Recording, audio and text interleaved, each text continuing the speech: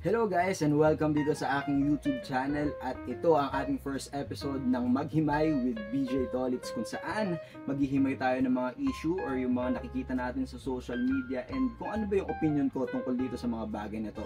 At para sa ating unang episode is ito yung tinatalakay ngayon sa social media at parang pinagtatalunan ng marami. Ito ang issue na diskarte o diploma. Alam nyo, kung isang mabilisang sagot, ang talagang sagot ko rin dito is diskarte. Pero, it varies kung ano bang klaseng diskarte ang meron ka, di ba? Kasi kung ang sasabihin mo sa akin diskarte is panloloko ng tao, pangungupal, or pang-uutang, panlalamang sa kapwa, hindi ko siya masasabi na diskarte talaga. At personally, ito ring topic na ito na diploma at diskarte is medyo sensitive ako dito sa issue na to dahil isa rin ako sa mga taong sobrang sipag ko mag-aral noon pero sabihin natin na medyo hindi naman deprived pero medyo nagkaroon ng struggles para magkaroon ng diploma. Talagang kumbaga pangarap kong magkaroon ng makatapos ng pag-aaral, magkaroon ng diploma. Pero doon sa pinagdaanan ko sa buhay, medyo hindi nagkaroon ng smooth sailing para magkaroon ako ng diploma. Pero kung ikaw is tao na merong privilege na makapag-aral, merong taong sumusuporta sa'yo, it's better to stay in school and kunin mo yung diploma mo kasi iba pa rin yung meron kang pinangahawakan at meron kang patunay na ikaw ay may pinag-aralan at ikaw ay merong credibilidad when it comes to studying. Pero katulad nga nung argument ng iba na hindi naman lahat ng mga may diploma is successful. Pero hindi mo pwedeng i-judge or hamakin ang isang tao dahil lamang doon. Dahil katulad nga ng sinabi ko, meron tayong iba't ibang pinagdaanan sa buhay. So maikwento ko sa inyo kung bakit nauwi ako sa diskarte at hindi ako nakapag-uwi ng diploma dito sa aming bahay. Sa mga hindi nakakilala sa akin, ako po ay isang artista. Ako po ay isang child actor, no? Ako ay bata pa. So sa mga iba siguro, parang mamamangha or parang mabibilib dahil wow, child actor, wow, artista, di ba?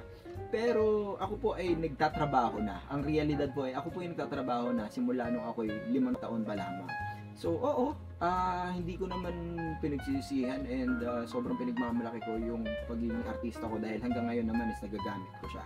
Pero there are pros and cons, ika nga.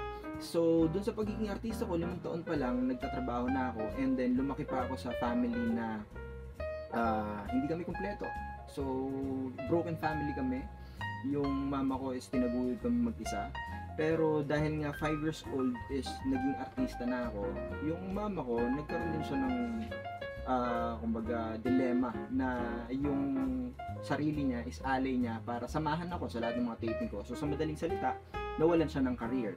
Ako ang naging breadwinner ng family namin. So 5 kami magkakapatid, ako yung bunso, yung panganay namin is PWD. And then basta marami naging problema sa pamilya. So breadwinner ako since 5 years old and then nag-aral ako sa Muson Elementary School ng grade 1. Pero dahil nga naging artista ako, kinailangan ko mag-transfer sa Angelicum College dahil doon merong home study program. So pinagsasabay ko yung pag-aaral and yung pag-aartista. Pero syempre hindi ganun kadali yun, lalo na nung time ko, sobrang in-demand ko noon eh. Halos araw-araw may taping, hindi na nga ako nakakauwi ng bahay, sa van na lang ako natutulog and then pagising ko, trabaho ulit, taping. Ganon ang nangyari. And then, time comes, pero ang sipag ko mag-aral at lagi akong pumapasok sa school, okay naman. Time comes nung medyo lumilelo na yung career ko dahil dumating sa awkward stage nung 12 years old, 13 years old. Ito na rin yung panahon na medyo depressed din ako dahil hinahanap ko naman yung tatay ko. Kasi ito yung panahon na nagkaroon kami ng problema sa bahay namin na yung kinita ko ng mga bata ako is napunta sa wala. So back to zero, ginusto ko sana mag-focus sa pag-aaral. Nawala ako sa showbiz, yun yung mga hindi nyo ako nakikita sa TV. Trinay kong mag-focus sa pag-aaral. Dumating sa punto na dun ko na na-realize na shit, hindi pala pwedeng tumigil ako sa pag-aartista. Wala palang magpapaaral sa akin. So yun yung sinasabi ko sa inyo na not all people are privileged na magkaroon ng makakapagpaaral sa kanila. Kasi nga, yung mama ko nawalan siya ng career, so hindi niya ako kaya pag-aralin. Wala akong airpods, yung mga kapatid ko is hindi naman nag-earn ng talagang big. So ako talaga yung breadwinner ng family. So nung high school ako, trinay namin, dumating pa sa punto na merong ibang tao nagsusupport sa akin sa pag-aaral, pero syempre hindi ko rin naman kayang sikmurain yun. And also, meron akong ego na bukod dun sa pag-aaral ko, kailangan ko pa rin talagang suportahan yung pamilya ko. So, time comes, nakatapos naman ako ng high school, pero nagkaroon kami ng problema dun sa school dahil hindi ko na mabayaran yung tuition fee ko. Ang ginawa ko, nag-DepEd ako, ALS, gumawa ako ng sariling paraan dahil gusto ko talaga mag-aral eh. Nag-ALS ako, and then nakagraduate ako ng high school through ALS. Tapos, nag-aral ako sa STI ng BS Comsci, Computer Science. Kaya naman, sana, nagka-teatro ako noon, drumarakit ako sa kung saan-saan. And then, hindi pa rin kaya yung expenses sa pamilya. Kumbaga yung tuition okay, pero yung expenses sa pamilya hindi kaya. So, sa madaling salita, after isang SEM, nag-drop out ako from college, nag-try ako mag-call center. Ito na, dito na umiiral yung diskarte na sinusubukan mo na yung iba't ibang klase ng trabaho. So, nag-call center ako, then after ko mag-call center, nagkaroon ako ng time para bumalik sa showbiz, yung pangako sa'yo.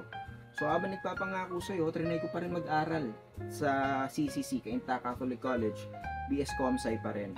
Pero ayun nga, nangyayari, nagtutuition ako, hindi ako nakakapasok dahil puyat ako, dahil pagod ako sa trabaho. So, nasasayang yung tuition. So, nag-focus na lang ako sa pagtatrabaho. Inuna ko magtrabaho, mag-provide sa pamilya. And then, dumating din ako dun sa punto na bilang breadwinner, parang sinasabi ko, parang hindi ko naman nagagawa yung gusto ko, hindi ako nakaka-gimmick, pwede akong lumabas ng gabi, pero pag trabaho lang, pagka hindi pwede, lagi ako nagagawa. So, nag-make up na of mind na rin ako na kailangan ko na magpamilya ng sarili ko, para at least yung in-earn ko, yung sinusuportahan ko is talagang, kumbaga, gusto ko, or talagang mahal na mahal ko, which is yung pamilya. So, mabalik tayo with this diploma o diskarte. Lahat tayo ay gusto magka-diploma, I'm sure. And sa kultura natin sa Pilipinas, talaga nang pinangahalaga ng edukasyon. Pero bilang tao ka, tao rin ako, wag nating husgahan ang bawat isang tao dahil lamang sa nakatapos siya or hindi siya nakatapos. Wag nating husgahan yung mga taong nakatapos tapos hirap sa career nila dahil may iba silang pinagdadaanan. Marahil naging madali sa kanila yung, or hindi rin ganun kadali, of course, wala namang madali. Pero kumbaga nagkaroon sila ng way para makapag-aral, pero nung pagkatapos na is doon naman sila nagkaroon ng challenges para humanap ng trabaho or magkaroon ng stable career. At meron namang mga ibang tao na sa pag-aaral pa lang, nagkaroon na sila ng struggles. At pagdating doon sa diskarte side, doon naman mas naging smooth sailing yung career nila. At the end of the day, lahat tayo is lumalaban lang ng pata sa buhay. Lahat tayo is meron din gustong marating sa buhay. So, wag nating i-judge ang tao kung ano bang ginagawa nila sa buhay nila. Diploma o diskarte, ang importante, knowledgeable ka. Meron kang pinag-aralan, meron kang values, meron kang ethics sa lahat ng ginagawa mo. Dahil hindi lahat ng diskarte, hindi ko gumagana yan ngayon, is tama na siya. Hindi lahat ng mga alam mo ngayon is gagana siya for the rest of our lives. So we have to keep on learning. Wala man tayong diploma pero kailangan natin mag-aral ng mag-aral. At kung dumating na sa punto na kaya na natin ulit pag-aralin yung sarili natin, mas maganda na abutin pa rin natin yung diploma habang dumidiskarte tayo. 'Di ba? Katulad ni Mr. Manny Pacquiao, 'di ba? After niyang kumita ng pera, dahil deprived din siya sa pag-aaral nung bata, kailangan niya magtrabaho. Nung may pera na siya, kinuha niya yung diploma. So ako, yun din yung gusto ko. Pagka stable na yung family ko, stable lahat ng businesses ko, stable lahat ng ginagawa ko, I'll go back to school and get my diploma. So, diskarte o diploma, kailangan mo parehas yan. Yeah. Yun lang.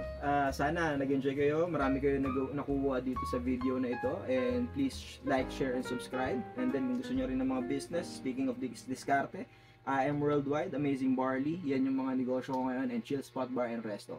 Magkita-kita ulit tayo sa susunod na video.